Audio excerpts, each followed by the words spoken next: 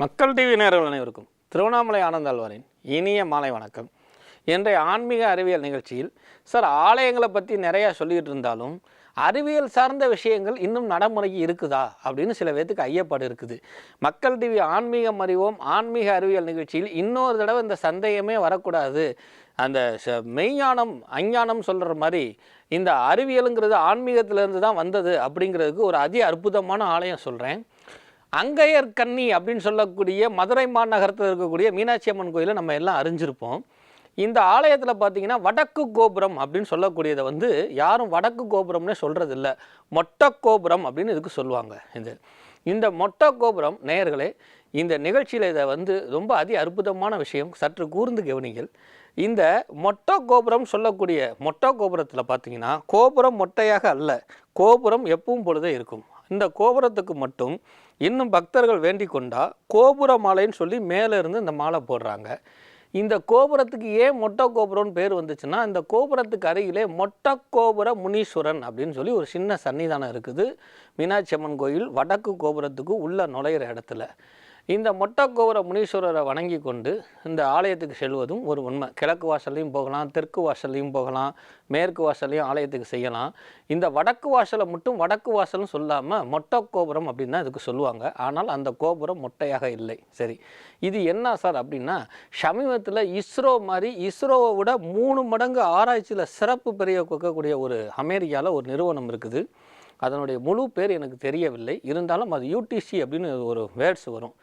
அவங்க என்ன செய்கிறாங்க அப்படின்னா, ஒரு வான் எல்லையில் வரணும் அப்படின்னா சிலருடைய பர்மிஷன் வேணும். ஆனால் இவங்க பர்மிஷன் வாங்கி வந்தாங்களோ வரலையோ, இந்த மீனாட்சி அம்மனை கோபுரத்தை மேலே இருந்து புகைப்படம் எடுப்பதற்காக இந்த ட்ரோன் சொல்லக்கூடிய இந்த இதை அனுப்பிச்சிருந்தாங்க. இந்த ட்ரோனில் போகிறப்ப இந்த ஆலயங்கள் ஒழுங்குமுறையாக தெரியவில்லை.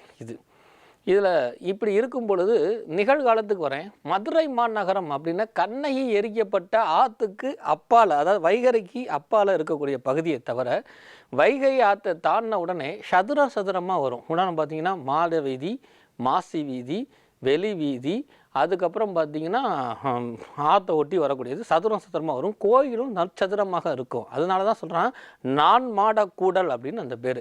அங்கே அந்த அங்கையர் கன்னி சொக்கநாத பெருமாள் அருளாட்சி பண்ணி கொண்டு இருக்கக்கூடிய அற்புதமான சேத்திரத்தில் அந்த காலத்திலேயே நம்ம தமிழர்கள் என்ன பண்ணியிருக்கிறாங்கன்னா, இந்த கோயிலினுடைய அமைப்பு தெரியக்கூடாதுன்னு நேயர்களே, மற்ற தொலைக்காட்சியில் அல்லாத ஒரு அதிசயம் என்ன அப்படின்னு கேட்டிங்கன்னா, ஆரியர்கள், திராவிடர்கள், தமிழர்கள் அப்படின்னு எடுத்துக்கிட்டோம்னா சிற்பக்கலையில் மட்டுமே சிறப்பு பெற்றவர்கள், அந்த கட்டடக்கலையில் மட்டுமே அப்படின்னு நினச்சிருப்போம். இதுக்கு மன்னர்களை சொல்லலாம். சேர, சோழ, பாண்டிய, பல்லவ மன்னர்கள், நாயன்மார்கள், இப்படி நாயக்கர்கள், இப்படி நிறைய மன்னர்களை சொல்லலாம். ஆனாலும் கூட இந்த மன்னர்கள்லாம் காட்டிலையும் இந்த மன்னர்களுடைய வழிபாட்டத்தில் வானியல் சாஸ்திரத்துலேயும் இந்த ஆலயத்தை பாதுகாக்கணும், இந்த ஆலயத்துக்கு எதுவும் வந்துடக்கூடாதுன்னு சொல்லி இந்த மொட்டை கோபுர முனீஸ்வரர் நிறுவி சமீபத்தில் 2 வருடத்துக்கு முன்னாடி 99 எடுக்கப்பட்ட ஆராய்ச்சி மீனாட்சி அம்மன் கோயிலில் சரியாக படம் கிடைக்கல. அதற்கப்புறம் 2003 அனுப்புனதுக்கு அரசாங்க அனுமதி இல்லாமல் போயிட்டது.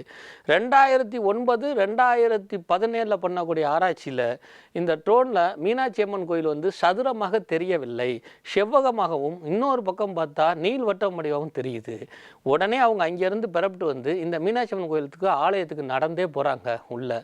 இதில் என்ன, எல்லாரும் தானே நடந்தே போவாங்க அப்படின்னா ஊர் முழுக்க நடந்து போகிறாங்க. அந்த ஊர் எப்படி வடிவமைக்கப்பட்டது அப்படின்னு சொல்லி போயிட்டு இந்த ஆலயத்துக்கு போகிறாங்க. எப்படி ஆலயம் இருக்குதோ அதே மாதிரி நட்சத்திரமாக இருக்குது. அதற்கப்புறம் அந்த ட்ரெயினில் பார்க்குறப்போ அது அந்த நட்சத்திரமாக காமிக்கவில்லை. இது அறிவியலில் ஒரு பெரிய டிராபேக்காக இருக்குது. இப்போது நான் ஆன்மீகத்துக்கு வரேன். இந்த மொட்டை கோபுர முனீஸ்வரனுங்கிறது காவல் தெய்வம்ங்கிறது நம்ம அறிஞ்ச விஷயம். இந்த மீனாட்சி அம்மையை பற்றி சொல்லிக்கிட்டே போயிடலாம். மாணிக்க மூக்கத்தி, அந்த மாணிக்கத்தெல்லாம் இன்னும் விலை மதிக்கவே முடியாத அபூர்வமான சொத்து மீனாட்சி அம்மனுடைய.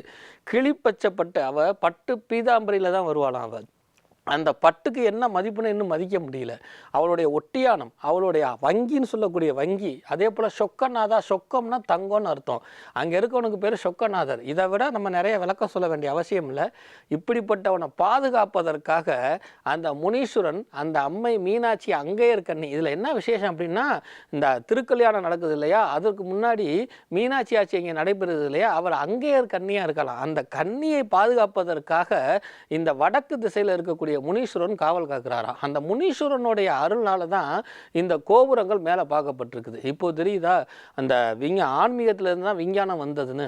அப்போ அந்த மன்னர்கள் எவ்வளோ நுணுக்கமாக இந்த ஆலயத்தை எழுப்பியிருப்பாங்க. வானியல் சாஸ்திரத்தில் நவீன உலக டெக்னாலஜியில் ட்ரோனில் முடியல, சரி ட்ரோன் வேணாங்க, ஹெலிகாப்டரில் வந்து பார்ப்போங்க, அப்போயும் அந்த ஆலயம் வந்து அந்த கேமராவில் புலப்படாமல் இருக்குது. இது இன்றும் நடைமுறையில் வந்து இது செய்தித்தாள்கள் மட்டும் இல்லாமல் இங்கிலாந்து பத்திரிகையில் மட்டும் இல்லாமல் இங்கிலாந்து தொலைக்காட்சியில் ஒளிபரப்பப்பட்டது. இதுக்கு சான்றுகள்லாம் இருக்குது. அப்போ என்ன விஷயம் அப்படின்னா, ஆன்மீகத்திலிருந்து அறிவியல் வந்தது அப்படிங்கிறதுக்கு இதை விட ஒரு நற்சான்று ஒன்று தேவையே இல்லை.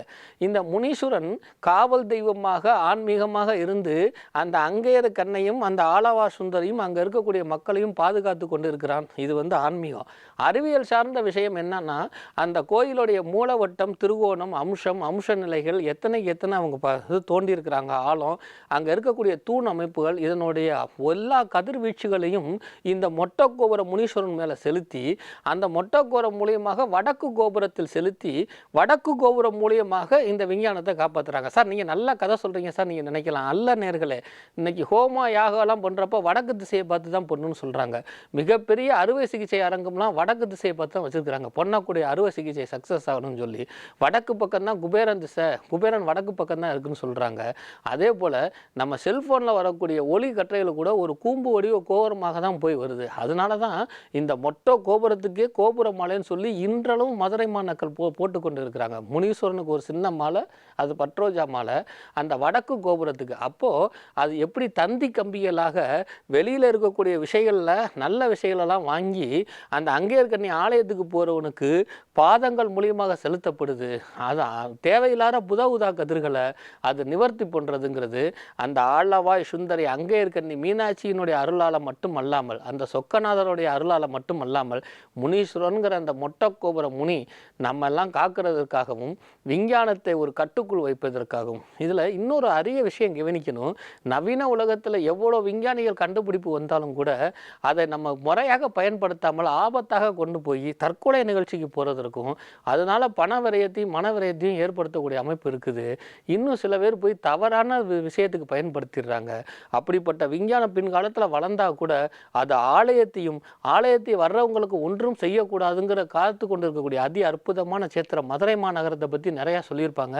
என்னுடைய வர்ணையிலே நிறைய விஷயம் சொல்லியிருந்தாலும் மக்கள் டிவியில் மட்டுமே இந்த விஞ்ஞானமும் ஆன்மீகம் நிகழ்ச்சியில் மொட்டக்கோபுர முனீஸ்வரனை வணங்கி தங்களிடமிருந்து விடைபெறுவது திருவண்ணாமலை வாசி ஆன்மீக அறிவியல் அறிஞர் டி. ஆனந்தாழ்வார். வணக்கம்.